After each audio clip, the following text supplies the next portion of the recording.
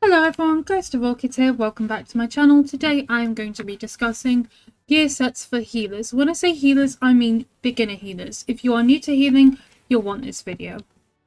So first of all, if you've got absolutely no sets at all, what I'd go with originally is... Sorry, I'm having to find it. Cold Harbour's favourite. Healing yourself or group member Healing yourself or a group member summons Cold Harbour's favourite, who after 2 seconds begins healing you and your group members near him. It's a nice little heal set. It's also probably the only real heal set that I would recommend. I know a lot of builds recommend Kragnat's Hope, however, if I can find Kragnat's in here, I will say why I personally am not a big fan of it. This isn't me hating on anyone or anything like that, I'm just not personally a fan of it. I cannot find it at all. Oh my god. Ah, there we go. Decrease the time it takes to resurrect an ally. You do not want this. Because it A, requires the ally to already be dead, and B, as a healer you do not want to res. So, if you're a complete and utter beginner, as in you've got no sets to put on your healer at all, you've just started the game, or what have you, I would choose that and Order's Wrath. These are my personal two sets to go, also for healing training gear, as of course you can't get healing gear level 10 very easily. After that, if you want to branch out for something, or you just want to get something from the guild store straight away, weapons and jewelry of this set here, Winter's Respite. Really, it's not a great set, I won't lie, it's not used very often, however it's a set, and as I keep saying to people, a cloaked healer DPS tank is better than nothing. Pair this with the lovely Spell Power Cure. Spell Power Cure comes from White Gold Tower. You will need some help farming it, however, if you're in a guild like I am, people are always willing to help you farm it, and you can just keep on what you've already made until you get this set. This set you'll want to keep. This is your end game set as well, so please do keep a hold of it. Other sets I use are Pillages, your Vault's Guidance, which I pair with Roaring Opportunity, which again comes from Trials. I don't really use Sanctuary or Worm anymore. Master Architect I use personally for the Necromancer, however that is for dungeons. Other than that, it's Pillager's Prophet.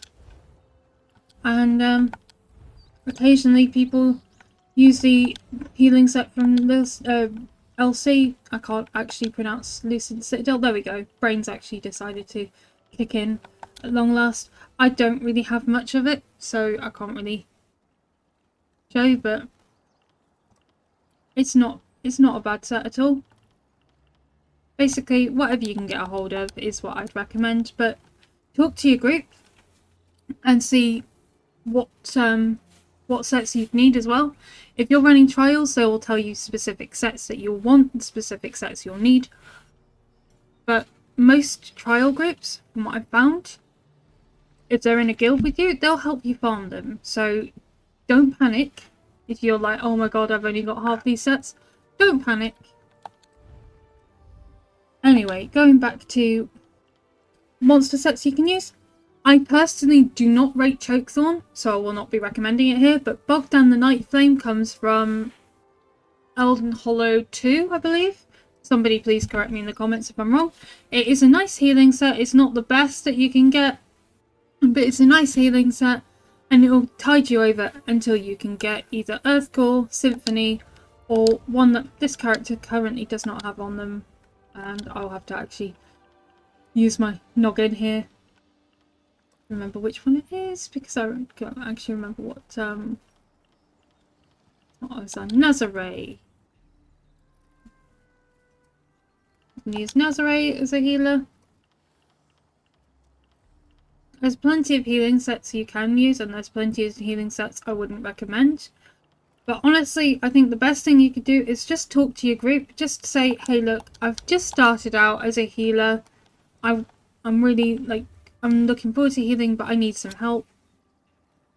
A lot of places will help you either farm sets or tell you what sets to use. Now, personally, what food I use is either Witch Mothers or Ghastly Eyeball. It depends on what I'm doing and what content. If I need a bigger health pool, I will use Witch Mothers. If I don't mind my health pool being a bit smaller, but my magical pool being a lot higher, I will use Ghastly Eyeball. Gel Vaults is my go-to when I want to when I want to use Rojo. Roaring Opportunist. After completing a fully charged heavy attack, you and up to 5 group members gain Major Slayer. Very nice to have in the group. Usually one healer runs Rojo, as it's called, and one healer runs Pillager's Prophet and Spell Power Cure. So don't panic, there are options, and most guilds are nice enough to say, hey look, we'll help you run some dungeons, we'll help you run some trials and get you the gear you need. So don't panic. But it is a very gear heavy support role, I will warn you now. But honestly, it's very, very fun. Anyway, moving on to the healers I recommend. I'm just using this as a backdrop, just so you've got something. Healers I recommend, as in classes. My first top class would be Warden, because it's a very, very nice heal. It's got a good burst heal. It's very flexible, and there's a lot you can do with a Warden. There's a lot of groups say, yes, we love Wardens, come in as a Warden, absolutely perfect. Second, I would recommend is Templar. Why it's not first is because a lot of new players spam something called Breath of Life, and it can be very, very damaging to your health and, not health, to your Magicka bar. It can be very damaging to your sustain, and it can honestly mess you up a bit, so I wouldn't recommend that. Third healer I would recommend is Nightblade. Nightblade doesn't have that many synergies to give the group, which is why it's number 3. However, it does have some nice healing potential. Only recently has it really come into its own healing wise. However, a lot of people are choosing to play Nightblade healer now. They are very, very versatile. They are quite strong healers.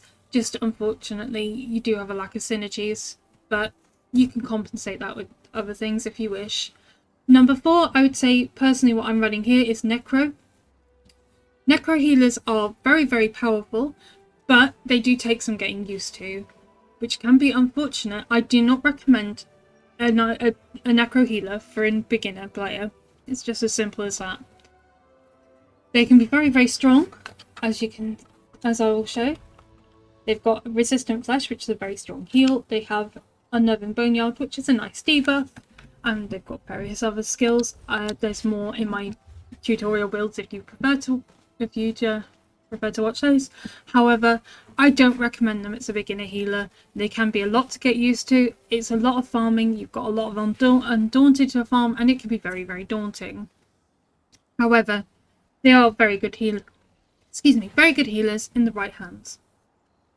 Last but not least, technically is least, but let's go with it. Arcanist healer. Arcanist healer, again, very, very strong. Sustain can be a bit of an issue, which is why personally I run Rojo on my Arcanist. But they are incredibly powerful, but most of their heals are what we call conal heals. So while on this Necromancer here, I've got AoE heals, which are these. And I've got Combat Prayer, which is spam. Arcanist has a lot of conal AoEs, which look a bit like the ball there. They just go in a straight line wherever you point them, which can be very confusing, and it doesn't always mean that it hits the group or hits everyone in the group. So it can lead to a bit of frustration on both ends. While I don't agree with frustration, I know it happens. So I would say don't master the Arcanist healer straight away. Give yourself some time. Like I said, Warden healer is probably my number 1 recommendation if you're new. Seconded to Templar healer if for whatever reason even you don't have Warden. However, play what you like. Only healer I would not recommend because of its difficulty to play and it's not incredibly rewarding is Dragon Knight healer. Your sustain is awful as a Dragon Knight, unfortunately. It's just fact. And it takes a very long time for you to actually get those heal skills that you need from a Dragon Knight, so it can be a very, very daunting task. However, if you want to play any of those healers, I say go for it, try it out yourself, but it's just my personal recommendation. As for CPs, There are a lot of healing CPs. It all depends on what class you play. So you've got Soothing Tide, you've got Swift Renewal, Rejuvenator, Foresight, Cleansing Revival, Focus Mending, and you've got a load here. Personally, I use From the Brink on my Necro, Lightning Overflow, Faith Infusion, and Arcane Supremacy. You can drop Arcane Supremacy and go for one of these if you wanted to. However, I find it's heal enough, personally, for me. But if you are new to healing, I would recommend getting single target heals done if you are not Warden, or area of effect heals done if you are Warden, or any class where you've got a conal AoE heal, a conal or AoE heal even. It just really helps. Templar, I'd go for the single target. Anyway, on that note, I hope you've enjoyed this video. Please like, comment, subscribe, and I hope to see you guys later. Bye for now. Bye.